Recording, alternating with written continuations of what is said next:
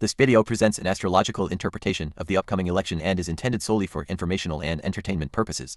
The content of this video does not reflect the views or endorsements of any political entity, institution, or official source. Viewers are encouraged to refer to authoritative sources for factual election-related information. This video is not intended to influence political opinions, decisions, or voting behavior. Discretion is advised. हरे कृष्णा। तो दिल्ली में चुनाव होने वाले हैं और सबके मन में अभी ये जिज्ञासा होगी कि दिल्ली में चुनाव में क्या परिणाम आने वाला है, क्योंकि ये जो आम आदमी पार्टी और भाजपा के बीच में प्रतिद्वंदिता चल रही है वो काफी समय से चल रही है और पिछले दो चुनावों में निश्चित रूप से आम आदमी पार्टी विजयी रही है। अब सवाल ये उठता है कि इस चुनाव में भी क्या आम आदमी पार्टी जीत पाएगी। तो जैसा कि हमने देखा कि पिछले साल दिल्ली के मुख्यमंत्री सीएम जो थे केजरीवाल जी, उनको बहुत सारी विपत्तियों का सामना करना पड़ा। ईडी की रेड हुई, उन्हें जेल जाना पड़ा, ये लिकर स्कैम में काफी समय तक वहां पर रहना पड़ा।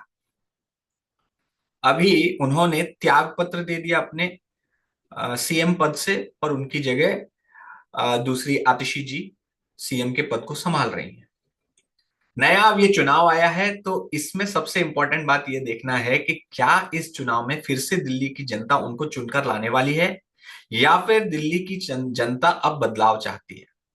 तो हमने अपने एस्ट्रोलॉजी के माध्यम से, ज्योतिष के माध्यम से ये जानने की कोशिश की है कि इस बार दिल्ली के चुनावों में कौन विजयी रहने वाला है। देखिए, अरविंद केजरीवाल जी, उनका बहुत अच्छा समय अभी तक चल रहा था और पिछले कुछ समय से कुछ परेशानियां उन्होंने झेली हैं।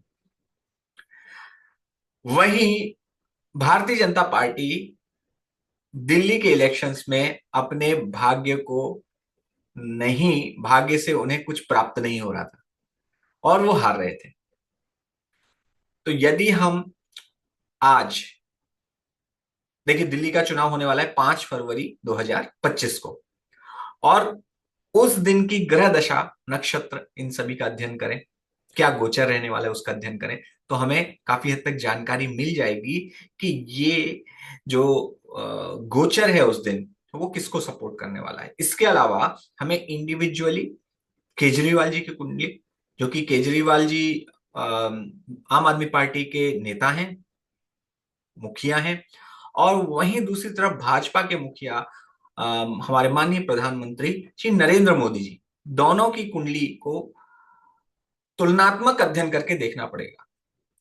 देखिए, चुनाव की जो एस्ट्रोलॉजी होती है उसमें हमेशा यह ध्यान रखना पड़ता है कि दोनों ही कुंडलियों में कौन सी कुंडली ज्यादा शक्तिशाली है उस दिन जिस दिन वोट होने वाले हैं या उस दिन जिस दिन रिजल्ट आने वाले हैं। दोनों ही मैच करने चाहिए। और आप ये देखेंगे कि जनरली ये होता है कि चुनाव के दिन दोनों ही प्रतिद्वंदी जो भी मुखिया होते हैं, दोनों की कुंडली में बहुत शक्तिशाली योग बन रहे होते हैं और यह निकाल पाना बड़ा मुश्किल हो जाता है कि इन दोनों में से कौन जीतने वाला है। लेकिन अगर हम बारीकी से दोनों कुंडलियों का अध्ययन करें तो हमें इसके बारे में अच्छी जानकारी प्राप्त हो सकती है और हम किसी ना किसी कंक्लूजन पे आ सकते हैं।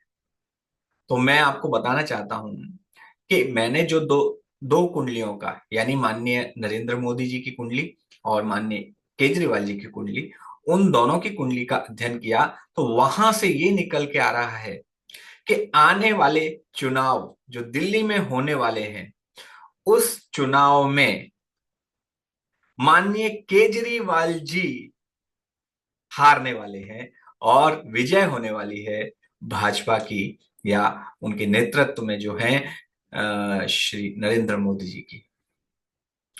और जो गोचर रहने वाला है उस दिन अच्छा गोचर रहने वाला है, दोनों के लग्नेश उच्च के होने वाले हैं, लेकिन फिर भी जो कुंडली शक्तिशाली बन रही है वो है नरेंद्र मोदी जी की कुंडली।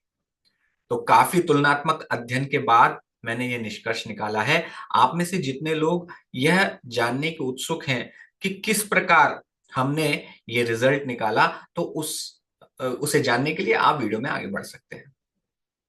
हमने पहले भी अध्ययन किया था जब यूएस में इलेक्शन हुए थे और डोनाल्ड ट्रंप और कमला हैरिस के बीच में ये प्रतिद्वंदिता थी, उनके बीच में कंपटीशन था। तो उस समय हमने अध्ययन किया था, और जब पूरे विश्व के एस्ट्रोलॉजर्स कह रहे थे कि डोनाल्ड ट्रंप हारेंगे, तब हम ये कह रहे थे डोनाल्ड ट्रंप जीतेंगे। आप हमारे उस वीडियो में जाके देख सकते हैं, क्योंकि उस दोनों कुंडलियों का बारीकी से अध्ययन करने के पश्चात ये समझ में आ रहा था कि जिस दिन वोट पड़ेंगे उस दिन डोनाल्ड ट्रंप की कुंडली के जो गोचर के योग थे वो बहुत ही शक्तिशाली थे, कंपेयर टू कमला हैरिस की कुंडली के। एंड इस बार हमने जो तुलनात्मक अध्ययन किया है उसको आपके साथ जरूर हम शेयर करेंगे। तो ये कुंडली जो है मैं आपके सामने दिखा रहा हूं, ये केजरीवाल जी की कुंडली।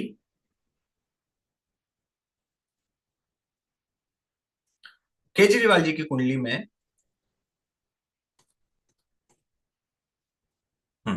आप देखिए, वृष लग्न की कुंडली है। वृष लग्न की कुंडली के स्वामी जो शुक्र हैं वो चतुर्थ स्थान में बुध और गुरु के साथ बैठे हैं, और उनके और चंद्रमा उनका 12वें स्थान में भरणी नक्षत्र में बैठा है। और जो योग कारक ग्रह हैं उनके शनि हैं, शनि योग कारक ग्रह होके नीच के हो गए हैं, 12वें स्थान में बैठे हैं। तो जब उन्होंने पहला चुनाव जीता था उस समय उनकी गुरु और शनि की दशा चल रही थी, और शनि उनके योग कारक प्लैनेट है। उस समय उनको जीत मिली, उसके बाद कुछ दिन बाद उनको छोड़ना भी पड़ा था अपना पद। और इस समय जो 5 फरवरी 2025 को चुनाव होने वाले उस समय उनकी जुपिटर राहु और मून की दशा चलने वाली है। तो जुपिटर राहु मून उनकी कुंडली के लिए, क्योंकि मून स्पेशली 12वें स्थान में बैठे हुए हैं और तृतीयेश होके 12वें स्थान में, तो जो प्रत्यंतर दशा है, महादशा गुरु की है, राहु की आप कह सकते हैं कि गुरु की महादशा में तो उन्हें जीत भी मिली, यस 2 बार लास्ट टाइम जीत मिली। तो महादशा के बेसिस पे हम ये नहीं बता सकते कि वो जीतेंगे या हारेंगे। लेकिन उसके बाद राहु, राहु उनकी कुंडली में 11th हाउस में बैठे हैं, जो कि उनके लिए एक तरीके से अच्छा ही है, क्योंकि राहु का उपचय भावों में जब भी स्थान होता है तो वो अच्छा माना जाता है। और उनके दशमेश भी हैं कह सकते हैं, क्योंकि कुंभ राशि के वो को लॉर्ड होते हैं, तो वो भी 11वें स्थान में जाके बैठे। उसके बाद चंद्रमा की प्रत्यंतर दशा आ रही है। यहां से देखने से ऐसा लग रहा है, अगर आप उनके गोचर के उस दिन के गोचर को भी देखेंगे तो गोचर में भी आपको लगेगा कि ये कुंडली ज्यादा अच्छी स्थिति में है। देखिए, लग्न लॉर्ड यानी वृष राशि के स्वामी शुक्र उच्च के 11वें स्थान में बैठे हैं, राहु के साथ बैठे हुए हैं, दशमेश दशम स्थान में बैठे हैं, बहुत अच्छा योग बन रहा है। चंद्रमा जो है वो 12वें स्थान से गुजर रहा है, तो ये एक निगेटिविटी हमें दिखाई दे रही है। चंद्रमा अपने ही चंद्रमा के ऊपर से गुजर रहा है। वहीं अगर हम नरेंद्र मोदी जी की कुंडली देखें तो उनकी कुंडली के हिसाब से, अगर पहले मैं उनकी नेटल कुंडली में जाता हूं तो उसके हिसाब से वो राहु उनके 6th हाउस में है। इनकी जो दशा चलेगी वो होगी मंगल शनि और सूर्य की। देखिए, शनि इनके लिए भी योग कारक प्लैनेट है, क्योंकि इनकी तुला लग्न है, केजरीवाल जी की वृष लग्न है। आश्चर्य की बात यह है कि दोनों शुक्र की लग्न है, और शुक्र जो है 5 फरवरी के दिन उच्च के होकर बैठे हैं। लेकिन नरेंद्र मोदी जी की कुंडली में वो छठे स्थान से गोचर कर रहे होंगे, राइट, छठे स्थान से गोचर कर रहे होंगे, और चंद्रमा उनके 7वें स्थान से गोचर कर रहे होंगे, और राहु उनके राहु के ऊपर से गोचर कर रहे होंगे। तो ये जो योग बन रहा है, और केजरीवाल जी की कुंडली में जो योग बन रहा है, इनकी जो दशा चल रही होगी वो दशा होगी मंगल शनि, और मंगल शनि चंद्रमा। और चंद्रमा की महादशा में, यानी मंगल से पहले उनकी चंद्रमा की महादशा चल रही थी, चंद्रमा की महादशा में वो प्रचंड बहुमत से इलेक्शन जीते थे। यहां पर मंगल की दशा उनके लिए इतनी अच्छी दशा नहीं है, फिर भी मंगल की दशा में जो सेकंड लॉर्ड है वो मंगल है, और बैठा हुआ है अपने ही स्थान में। तो इस बार भी उनको लोकसभा चुनावों में जीत तो मिली, लेकिन जीत उतनी पावरफुल नहीं थी। हालांकि शनि से पहले गुरु की अंतर्दशा चल रही थी, जो गुरु उनकी कुंडली के लिए उतने अच्छे ग्रह नहीं है। लेकिन लेकिन अब शनि की अंतर्दशा चल रही है, और शनि इनके लिए योग कारक प्लैनेट हैं। तो इनकी दशा 13 जून 2024 के बाद से अच्छी चल रही है। और उसमें भी चंद्रमा जो कि उनका दशमेश है, वो नीच का होके बैठा है, लेकिन उसका नीच भंग भी हो रहा है। तो वो चंद्रमा की दशा प्रत्यंतर दशा में उनको जीत मिलने की यहां पर उम्मीद है। अब अगर आप उनके गोचर को देखेंगे तो गोचर में देखिए बहुत सुंदर, छठे स्थान में शुक्र राहु, पांचवें स्थान से पंचमेश और लग्नेश उच्च के होके छठे स्थान में बैठे हैं। और उनके जो दशमेश हैं वो सप्तम स्थान से मित्र राशि से गुजर रहे हैं। तो इन सब चीजों का अध्ययन करने के बाद और भी चीजें हैं, अगर मैं बताऊंगा तो वीडियो थोड़ा लंबा हो जाएगा, लेकिन ये सब चीजों का अध्ययन करने के बाद हम ये जान सकते हैं, देख सकते हैं कि आने वाले चुनावों में, दिल्ली के चुनावों में इस बार केजरीवाल जी चुनकर नहीं आएंगे और भाजपा की, भारतीय जनता पार्टी की जीत होने वाली है। ये एस्ट्रोलॉजी के अनुसार हमारा मत है। बाकी बाकी तो भगवान की जो इच्छा है। So we have to do our best and leave the rest to God.